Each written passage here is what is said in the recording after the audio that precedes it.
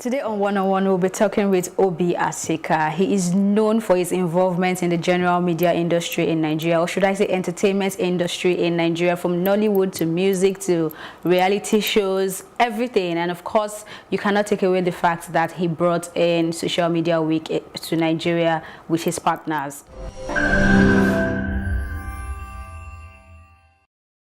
You're described as the Nigerian industry's creative entrepreneur. What does that entail? Well, I've spent my life in the creative industries, depending everything from live events, live performance, television production, online, the digital space, social media stuff, sports, technology, music, obviously. So I think all those things are involved in the creative industries, or what I like to call the soft power of Nigeria. So I'm very much an advocate of Nigerian soft power, and I've spent my life promoting and pushing that agenda.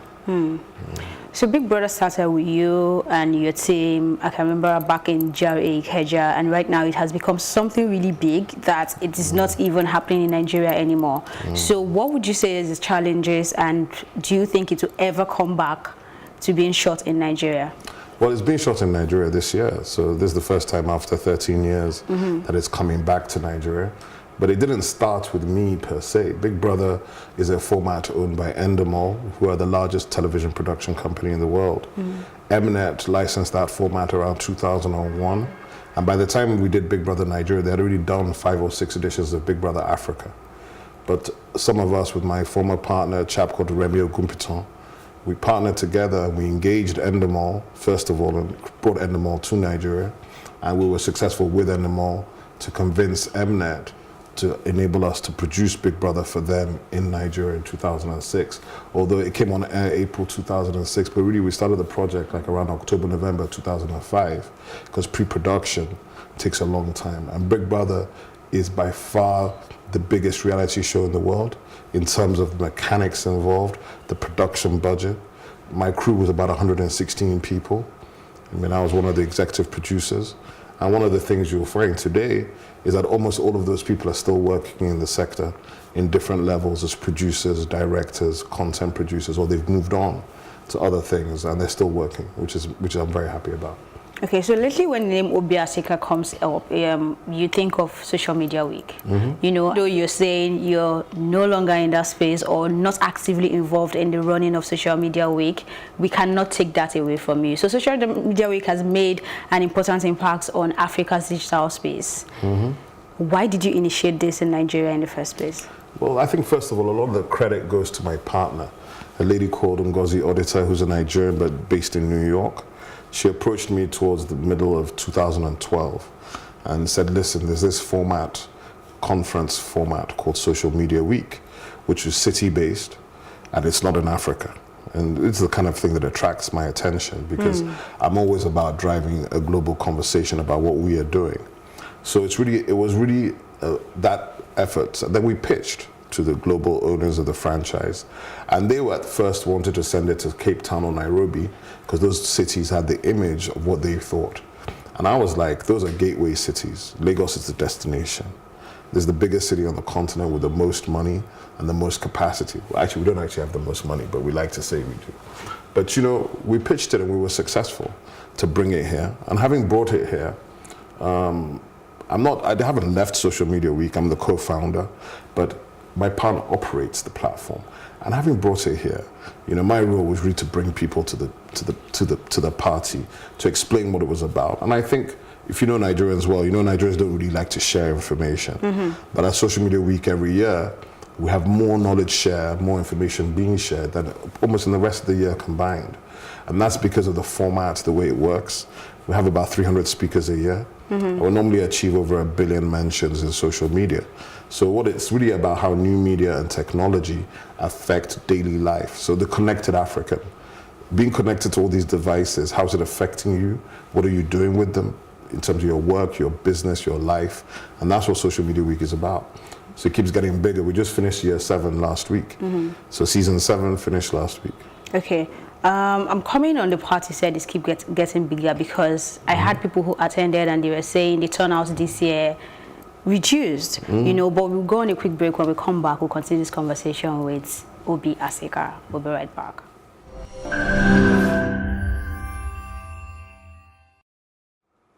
Welcome back to Plus TV Africa's One-on-One, and we're chatting with Obi Asika. Before we went on the break, I was talking about the decline in attendance for Social Media Week. Are we supposed to be seeing that right now when our social media industry, we could say, is getting bigger? What would you say caused it? Well, it's not so much like what is the social media industry? Social Media Week is not about the social media industry in the first place. Social Media Week is a conference about new media and technology. But still, why No, the simply decline? because people had to pay this year. It can't be free anymore. Okay. Yeah, so if you're not ready to pay to come and get knowledge, and you've been getting it free for 6 years, you have to understand that the platform itself is not a profit-making platform. So the platform has struggles to pay for itself, because unfortunately, Nigerian brands, being very conservative, very linear, and being very literal, have not really supported that conference at the appropriate levels. They're supporting the conference at social media budgets. The conference is not about social media in that sense. So if you can tell me anybody else that books down the Landmark for a week and has 300 speakers and runs events from 8 a.m. to 10 p.m. for 7 days or 6 days, it doesn't exist. And we do it at a fraction of the cost of what everybody else does it in this market. So for me, we provide value for money, we provide engagement, we provide conversation, we provide access. And we'll see the numbers actually, because it's not by speculation. We detail every single thing. We issue a report every year. So when people assume the numbers have reduced, I was there every day. All the sessions I saw were pretty much full. You can check on the app. So I'll see. It'll be interesting to see how many people walked in. Okay. Yeah. All right, let's talk about Storm Records. I mean, Storm Records gave us people like Sasha P, Nito C, you know, big artists at the time, you know, Junior and Pretty. So why did you rest that part of your business? Well, I think it's like, you know, evolution, right? So the first version of Storm started in 1991. And the first thing I wanted to do was nightclubs. And we were promoting nightclubs with Jimmy Jad and Howie T. Howie T ended up discovering P Square 5 years later. So I've always been involved in unlocking space. Now, 10 years later, we created another company, right? Which was a new company in 2004-5 with Dare, LD, Nato C, Ikechukwu, Sasha, Jazzman Olofin. And those are the guys we used to sort of drive unlocking that space in terms of being able to enable at least 200 artists onto MTV and Channel O, give them platforms to express themselves. But as we're doing all of these things, Storm was never making money from music. I was also doing reality television, right? And we produced all the biggest reality formats in the market. And basically what I used to do is take some of our income from there and support the music. But because of the structure in this country, you weren't really seeing the returns from music. And you know, with artists, right, they go through cycles. By 2010, 2011, some of us who formed the company were having different ideas about where we should be going. So as the founder, from day one, I closed it down. But guess what? I never left music. There's a company called 5 Music, which was formed in my sitting room in April 2012. So I called Jazzy, right? Aldu from Chocolate City, Tola, who used to run Storm Records, Banky W and Shegun Demuran from EME, and Effiel Morebe, who represents Two-Face, Now Music. So we came together and formed 5 Music to look at publishing and licensing and management for a bunch of artists. I think that company operates out of Chocolate City and still controls a good proportion of the catalog and does some very important work in the space. But I really have gone past the stage of dealing with individual artists, even though a couple of years ago, sort of out of, this thing is in your blood. So we supported, I have a brand called Cabal. We supported Omaomi when she did a throwback album, you know? She did an album of sort of old classics, a different kind of genre. And that was 2 years ago. Supported her, very happy to do it. I love the music, but it's not necessarily commercial. I wasn't a commercial success, but it's beautiful music. Okay. So sometimes, you know, you do things depending on where you're at, the stage you're at. So, but music is in my blood. I can't really actually leave it. So I affect the space in different ways. I don't So have can to we have a label. basically say you rested Storm Records because it wasn't making enough money? Not quite. I think my heart wasn't in it anymore. You have to love what you're doing, right? So yes, the financial side, it was never about the money anyway. It never made money. So You never made money. as a label, no. Where would it make money from? There was no money to be made in those days. We were basically promoting an agenda for a culture and a space so that hopefully money would begin to be made. Okay. So when you look at artists and I've seen artists come from 30,000 Naira performance fee to 10 million. And that's a wonderful thing. And it's happened right in front of me. Do you understand what I'm saying? So now today when you see an artist touring, yeah, that is a very important thing internationally. That was all part of the agenda. How do we get our sound global? How do we actually engage global media, the BBC, MTV, Channel O, to ensure that they listen to the Nigerian sound? Okay, and that takes me to the next question. I mean, Nigerian celebrities are being recognized worldwide. You can see Wizkid with Coachella, Burna Boy recently had his own, and Seun Kuti almost got the Grammy. We hoped he did, but he did not, right? So what is your opinion? Are we getting to where we really want to be, or we're still being shortchanged? Nobody's shortchanging us except ourselves. Okay. And that goes to the business community in Nigeria, the banking infrastructure, the lack of real support for the sector. What you have in Nigeria is, when you look at the entertainment sector in Nigeria, or what I call the soft power of Nigeria, that's the best of Nigeria. That's what everybody loves, worldwide. We've used that sector to change the global image of Nigerians everywhere. And it doesn't matter whether you're going to Africa, Asia, Europe, or America, everybody knows these Nigerians have something of value. Now, it took a long time for Nigerians to recognize that value themselves, even here in Nigeria. So to me, it's a journey. So we're not there yet. Nobody in the entertainment industry could tell you, oh, they're satisfied. I will be satisfied when Wizkid is able to tour 200 shows in Nigeria, because Nigeria is a big enough market for him to be able to do it. When David or Flavor can do a 60-date tour, when P-Square can do a comeback tour and do 30 stadiums, because that is the real value. We have to change the relationship between brands and talent to get to the actual business. So I call it show business. That's what everybody calls it, right? So we spent 10 years validating the show. Nobody's arguing about the validity of the talent now. So now we have to get the business side of it right.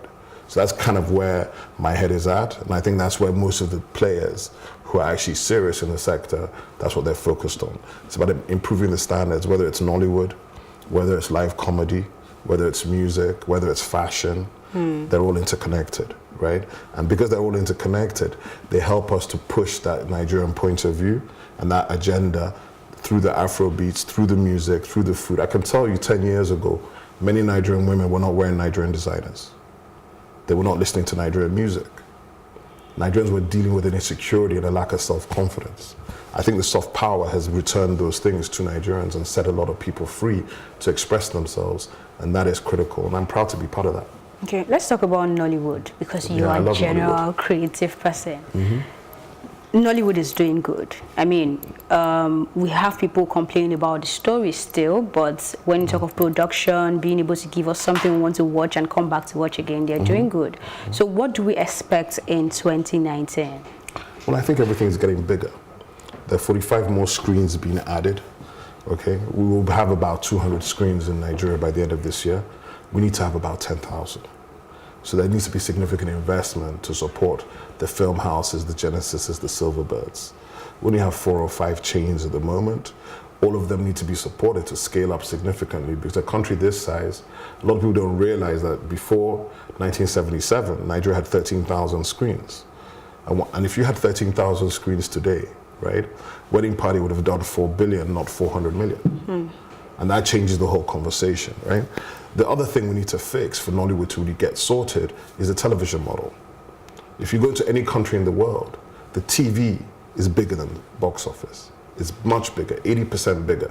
So if you think the box office in Nigeria, the Nollywood segment of the box office in Nigeria was 1.6 billion naira cash through the box office in 2018, probably will cross 2 billion in 2019, right? Television should be bringing 10 billion to the table, and TV is not bringing any money. to the table at the moment, because in Nigeria, unfortunately, broadcasters are still selling airtime. Yeah, they're not actually using the model that the rest of the world uses. When we begin to change that, I would expect to see 30 to 50 new entertainment channels in this market in the next 5 years, who all have the possibility to be successful. That means they'll be able to pay production companies, who will now be able to invest in more productions, whether TV series, specials, one-offs, movies, whatever.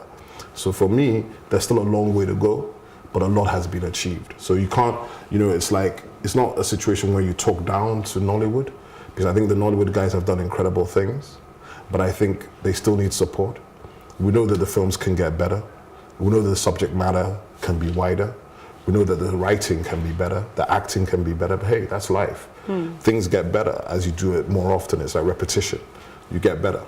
So for me, they are. Nollywood is and has been the 7 p.m. soap on African television for 10 years, and has inspired everybody else to begin to tell their story.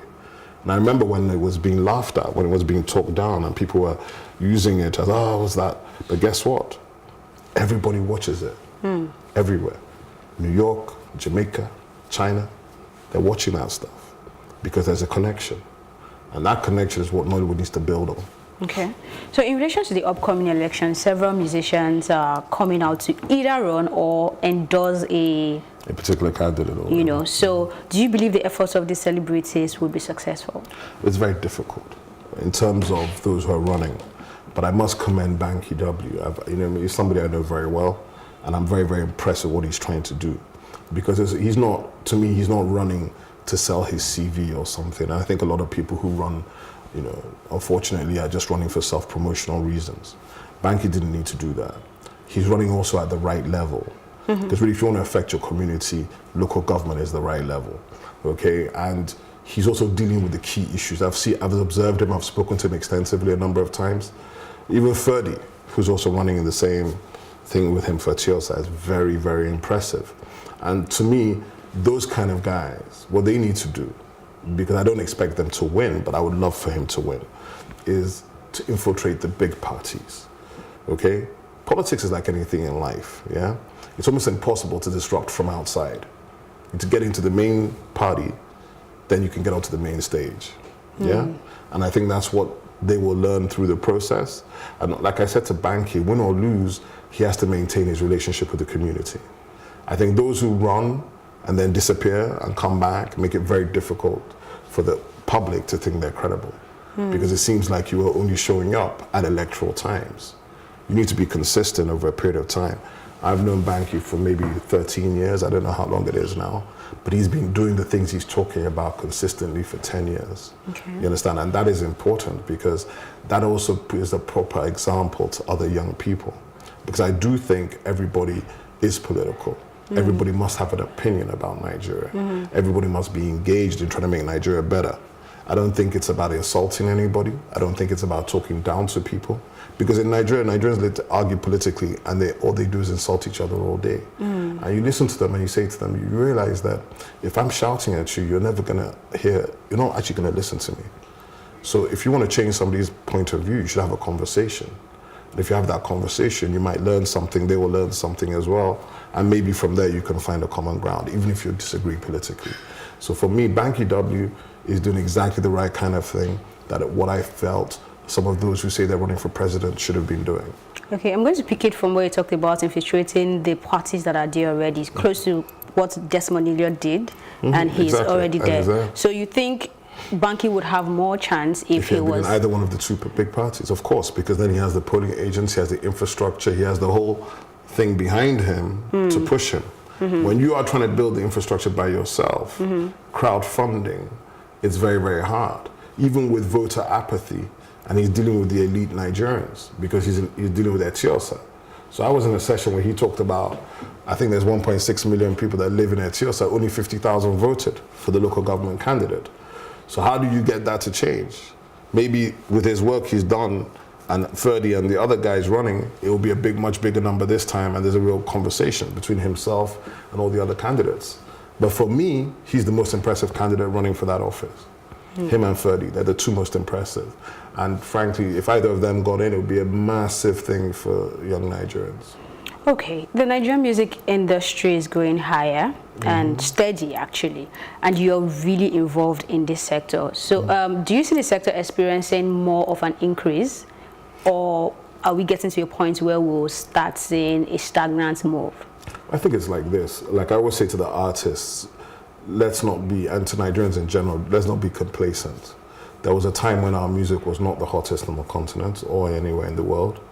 There was a time when we were not being invited anywhere. There was a time when nobody was checking for us. So don't take it for granted just because they're checking for you today. What that means is you've got to stay on your A game. You've got to keep reinventing. You've got to keep making hot music. You've got to keep doing the right moves. I think that the industry has grown enormously, but we lack strong institutions, right? So we need, also a lot of the artists need to improve their performance skills for live performance, their fitness, their voice training, their breath control, because a lot of them struggle with live. Backing tapes are not working. You cannot be doing backing tapes in 2019. You need to be live. I need to be able to deliver a show, because I think the next stage for the Nigerian music industry is touring. We want to begin to see proper tours in this country, in stadiums and in proper event places, not in hotels. Those are variety shows. I want to see proper concerts. I want to go and see a concert. We do a show called Trace Live at Terra Culture once every 2 months. That's even just a showcase, but at least you're going to come 90 minutes and you're going to deal with that one artist and you're going to hear what they have to say. And you're going to really listen and imbibe what they're expressing. And that's what is lacking in Nigeria. So you have a deeper dive into the music. We have so many genres of music in Nigeria. When we talk now, it's like we're talking just Afro beats, but you still got to look at Fuji, High Life. You know, there's a lot of other things which also influence this. So we can't forget those things. For me, there's a huge opportunity coming, and it's consistently coming, and the cultures are converging. We're trying to build bridges with the UK, with Americans, that black diaspora. You know, if you watch the world as we do, you know that we're in everywhere now. It's not like before. We're in the party, we're in the conversation. And 10 years ago, we were hoping for an invitation. So we're moving forward. Okay, it's interesting you mentioned bringing in your A game and making sure you're maintaining that A game in your art, right? Yes. The lyrics we have, or the music we have now, you get people saying that we have more of good beats than the good lyric in the content. What do you have to say about that? And is there anything you're doing specifically to help speak to these artists about the kind of content they push out there? I mean, listen, to me, a lot of people, frankly, just get themselves worked up over nothing, right? There's space for conscious music and conscious artists. Bob Marley, Fela Kuti, but not everybody is Bob Marley, Fela Kuti. Most people engage music to escape. They just want to escape. And the issue that I've found over the last 10 years, is I had this conversation with the bands many times. The issue I found many years is that people are coming out of such hardcore reality. They don't want to rap about that or sing about that. They're dealing with it every day. So when they write their records, it's an escape. It's about, this is what I can be. You know, Ezio. Do you understand? And that's the aspiration. And I think it's a very positive aspiration, a very positive message. I love what Fowles is doing, because I think Fowles had built himself to a level where he could afford to do that. Because by the time you want to start becoming a social commentator, right, you must be confident that your audience is going to go on the journey with you. And that's not always something that is so easy to do. And I think that putting the pressure on artists to do this when society itself is not doing it is not even right. Do you understand what I'm saying? Because people just wake up, it's the artist's fault. I said, no. The artists, in a lot of ways, report what is ongoing in society. That's what they do. And it's not all pretty. It's not all good. Some of it is bad. But they report it because it's real and it's authentic. And when you hear it, it connects and you know it's real. And that's why it's successful. It's not successful because it's not a good influence. The reality of life is not a morality class, no matter how much we want it to be. So I'm not going to sit here and be criticizing artists non-stop. But there are limits, there is censorship, and artists know, some artists push the envelope. And I'm not going to mention names, but it's obvious to anybody. Some artists use those what I call it's like a little bit of controversy sells. Yeah, so some artists do that. Nicki Minaj does that every day. That's what artists do. But I think sometimes in Nigeria it's so easy to say those useless kids, those useless artists. The people who are saying these things, what have they done?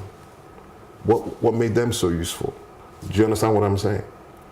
To criticize from a position of seniority or maturity, and when you're actually hypocritical in the first place, means you're not saying anything. The people who are credible, we know who they are.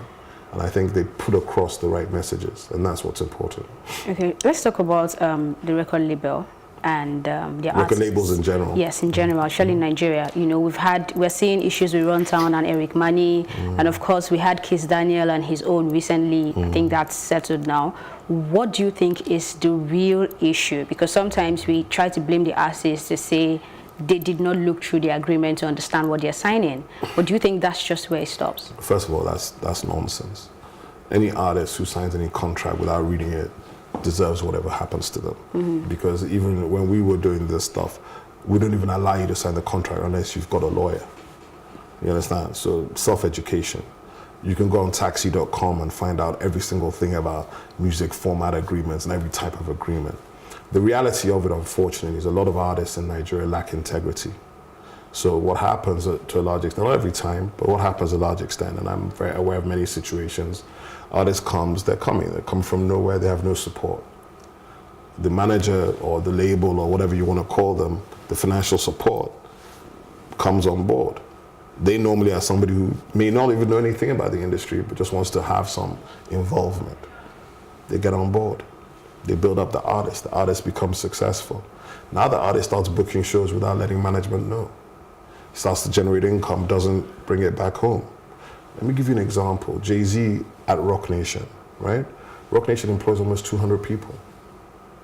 If Jay-Z had not paid his publishing agents, his management, his licensing agent, he could never have built a Rock Nation. Because Jay-Z did not make himself, even though he started with himself. He still had to go through Def Jam. He still had to go through distribution. Do you understand? He still had to build those relationships. So in Nigeria, when these artists think that, oh, these guys are independent, they're not independent like that. Everybody's structured into some sort of structure. There are artists that when they had issues with their management, they used to come to me and say, I said, no, go back to your manager. Go and talk with him, sort it out, resolve it. Because at the end of the day, normally speaking, the manager you started with, unless he's got an issue about vision or integrity, is normally the best person to be with because they were with you when you had nothing. Okay.